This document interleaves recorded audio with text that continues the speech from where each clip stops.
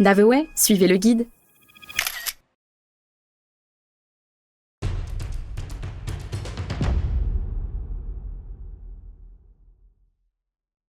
Plus de 50 symphonies, près de 30 concertos, une quarantaine de sonates et plus d'une vingtaine d'opéras, voici l'œuvre de l'un des plus grands compositeurs du monde, Mozart. Une œuvre qu'il a composée, travaillée, jouée tout au long de sa vie, qui ne fut pourtant pas bien longue, puisque c'est à seulement 35 ans que ce véritable prodige nous a quittés. Un personnage qui mérite bien que l'on s'y attarde un peu et dont nous allons retracer l'histoire ensemble. Et vous allez voir, il y a de quoi être impressionné. C'est en 1756 que Wolfgang Amadeus Mozart voit le jour dans la jolie ville autrichienne de Salzbourg.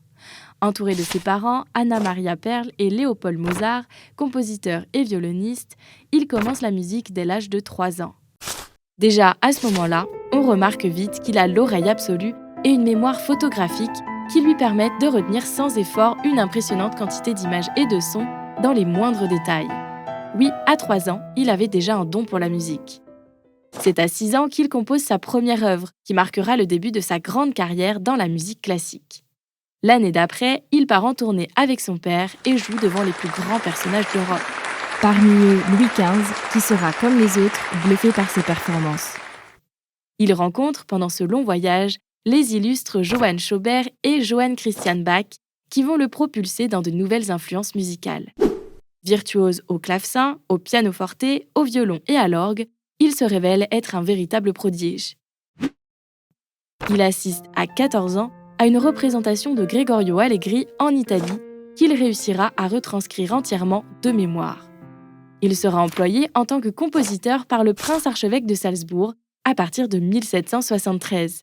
Oui, à seulement 17 ans, il travaillait déjà pour un prince. Il voyagera par la suite à Munich, à Paris, mais surtout à Vienne, où il s'installera en 1781 pour composer et vivre librement de ses œuvres.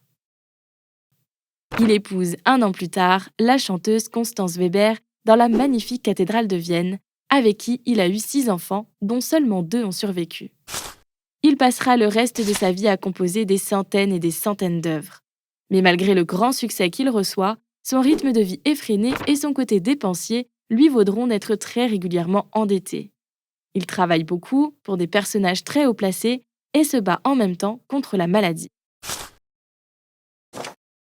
Sa mort survient le 5 décembre 1791, mais les raisons exactes de ce décès prématuré restent encore inconnues à ce jour, même si la maladie était la cause la plus plausible. Aussi surprenant que cela puisse paraître pour un personnage aussi célèbre, il sera enterré à Vienne dans une fosse commune, au cours d'une cérémonie où seule son épouse et certains de ses amis se rendront. Un génie de la musique qui s'est éteint ainsi dans la plus grande simplicité, après avoir conquis le monde entier grâce à ses compositions qui atteignent la perfection, encore jouées et écoutées plus de 200 ans plus tard. Partez à la rencontre de Mozart en visitant Salzbourg, la ville où il est né, et Vienne, la ville où il a vécu, grâce à nos itinéraires gratuits à réaliser à pied en toute autonomie. Des parcours interactifs audio-guidés à retrouver sur l'application Naveway. Ne ratez aucun épisode de notre mini-série Portrait Express en vous abonnant à notre chaîne YouTube.